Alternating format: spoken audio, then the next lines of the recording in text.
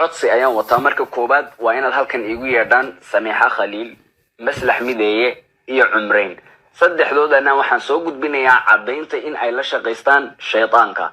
laakiinse waa marka ay commentiga ku soo qoraan keen cadaynta. Soomaaliya idinkuna ma noqonaysaan haddaan cadaynta idin keeno dad ka fogaanaya dadka Ilaahay subxaanahu wa ta'ala cadowga ku ah. waxaan rabaa inaan idin sheego marka koobaad Allah subxaanahu wa ta'ala wuxuu leeyahay ayyuhal ladina aamanu kuwa Ilaahay rumeeyo waa anigii adiga waa inaynu dhegta taagna kayna la hadlaya waa Allah.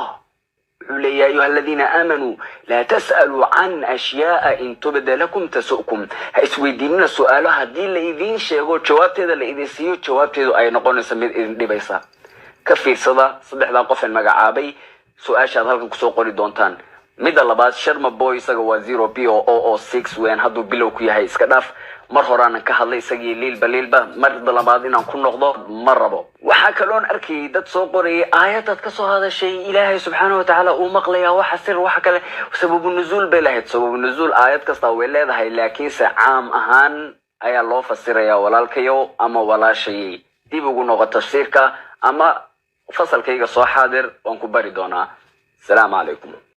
السلام عليكم ورحمة الله وبركاته. صاحبتنا كحنا برتنا يوتيوب waxaan maanta idin haynaa arrimo macquul ah oo faahfaahsan taasi oo ka hadli doono Samiixa Khaliil, Maslax Mideeye asxaab kale oo lagu soo warnay inay ku bireen kuwa shaydaanka cabdi. horta saarintan maxaa ka jira ayaan barnaamijkeena ku faalaynaa saaxiib.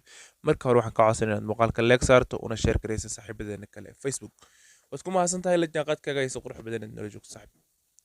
barnaamijkeena maanta waxaan ka hadli doonaa Samiixa Khaliil iyo Maslax Mideeye iyo sidoo kale asxaab badan ayaa lagu soo warnaya inay ku biireen kuwa shaydaanta cabda. waa sida ay u dhagay wiilkan timaha weyn leh halkan barnaamijka in laga muuqdo codkiisa xagga ku soo dhageysateen waxa uu leeyahay waxaan hubaa oo cadeymo muujinaya ayaa inay Samiixa, Maslax Mideeye iyo kuwa kale ay ku biireen kuwa cabda shaydaanka. subxaanallah waa arrin mucjisa leh.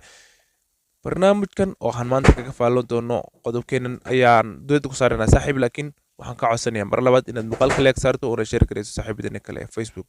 waad ku mahadsantahay la jaanqaadkaaga iyo sida quruxda badan ee nala joogto aad iyo aad baad ku mahadsantahay.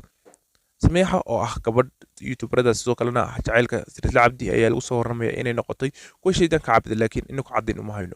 arrinta barnaamijkeena dambe ayaan ka faalan doonaa, balse marka hore intan faahfaahin iyo hordhac ayaan kugu waday. aad iyo aad baad ugu mahadsantahay. kusoo dhow barnaamijkeena. mahadsanid.